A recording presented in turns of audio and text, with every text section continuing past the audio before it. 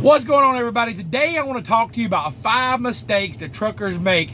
Not only do new truckers, but old-time truckers, they make these mistakes too, but you want to avoid these 5 things as much as possible. Now, there's a lot of mistakes we can make out there, and I can come up with 100 mistakes, but these are my top 5 that's very easy to do and that can get you in trouble.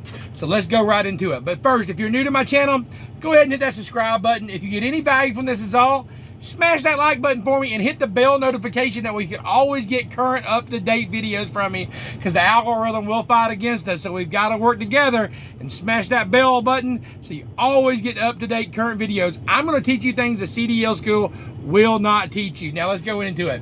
Number 1, the first thing you want to do is plan your route and know where you're going.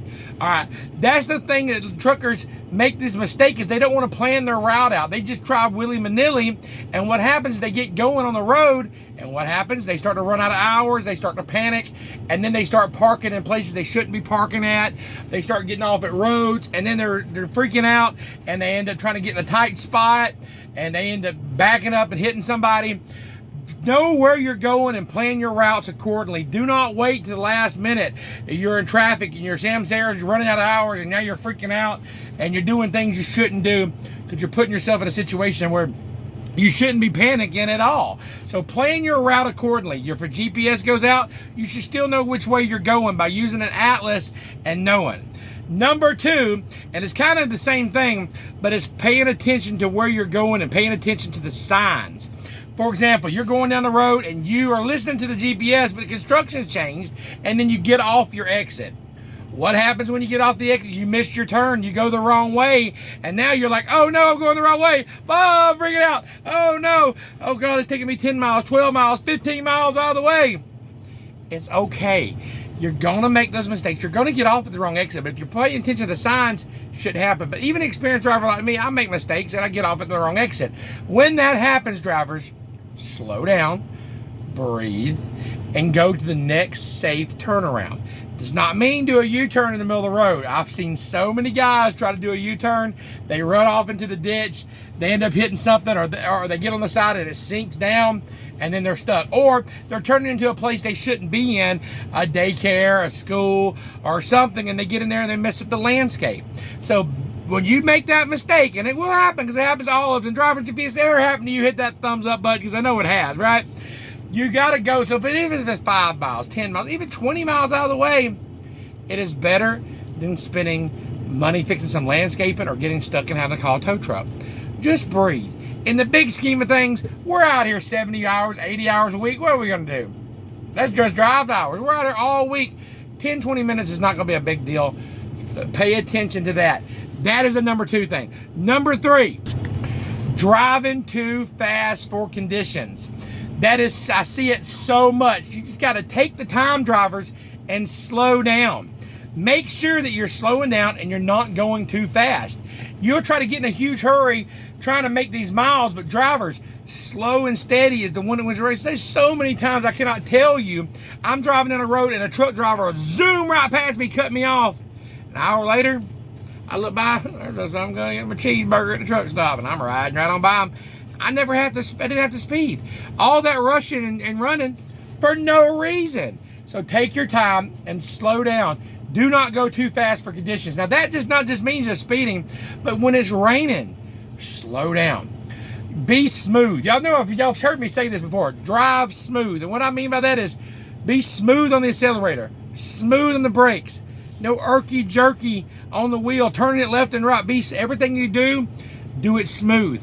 Snow's gonna come, winter's gonna come, and when it comes, you've gotta slow down because that ice is out there and it's gonna hit you and you're gonna jackknife. So if you're always taking it slow and build these habits now of driving slower than normal. Too fast for conditions, it gets you so much in trouble. You'll be going through downtown or anywhere, out on the open road. You're cruising right along, you're flying, you're not paying attention. All of a sudden you come up, traffic stops, you're gonna run right into somebody, and you don't want that on you. You don't want to kill nobody, but you can. This is like an 80,000-pound missile we have here. So take the time and just slow down and drive smooth, drivers. When it's raining, when it's snow, when it's fog outside, and the visibility's low, Driving too fast for conditions will cause a lot of different things.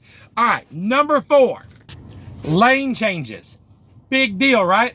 Now, none of these are in certain order. There's so many mistakes you can make, but I'm just trying to give you the top 5. But right now I'm on number 4, and that's lane changes. Not paying attention to your mirrors, changing those lanes too quick, get you hurt. When you start to do a lane change, put on your blinker. I call it the 10-second rule. I put on my blinker for at least 3 seconds. 1, 2, 3. Letting everybody know that I've got to get over. Then, as soon as traffic clears and I can see it get over, then I'm like 4, 5, 6, 7, 8, 9, 10. It should take you 10 seconds to complete that lane change. 3 to 4 seconds, 5 to 6 seconds to get over it. No, just blinker. People are going to run right into you really quick like. Even when you got your blinker on and you're getting over, you got to follow through. I tell my trainees all the time, follow it through. What I mean by that is looking in the mirrors and follow it all the way through. Looking it all the way through. Don't just look in the mirror, I'm good, and get over. You change the right lane, you get over, you're watching it. You're looking forward, and then you're watching it. You're looking forward, you're looking and watching it. And you take it slow. Another thing you want to do in lane changes is do not change your mind. What I mean by that, oh, I'm going to do that. No, I better not get that extra now. You give false signals to people. So if you start to do a lane change, unless there's somebody there that you're going to hit, of course, complete the lane change. And you're like, oh, that's next only, I'll let it go on that. Don't do halfway changes. You send missed signals and somebody else will come around you and bap, they're going to hit you. So take your time and do these lane changes. Number 5.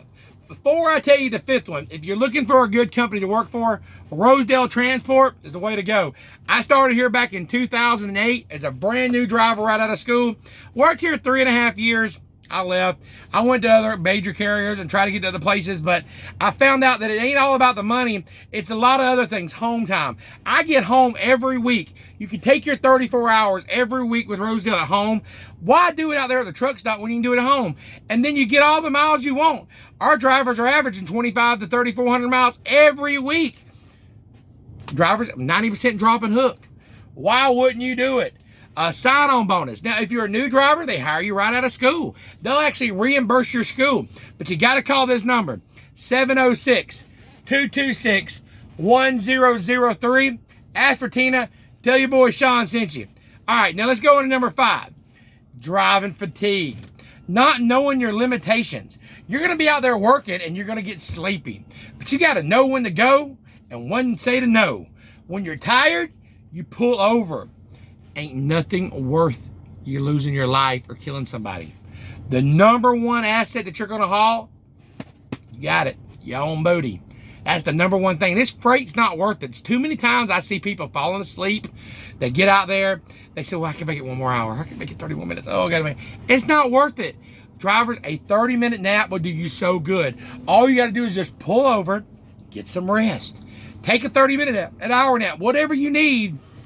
But get the proper sleep that you need, because in the end, nothing else matters. You do not want to lose your life or take somebody's life.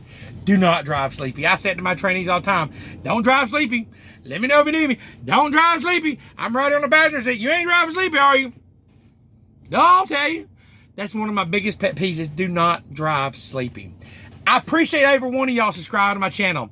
Hey, if you want to support the channel, there's a link below in the video of my Cash App. I'm not monetized yet. I don't have a lot of sponsors or anything, but hey, anything you help me will go to other camera systems and get better cameras so I can give you better videos. There's a link below. Also, Rosedale's phone number is down below. If you need a good trucking job, just make sure I told you that. Make sure you tell me I sent you, all right? This is Trucking Live with Shawn, big dog. Let's get it.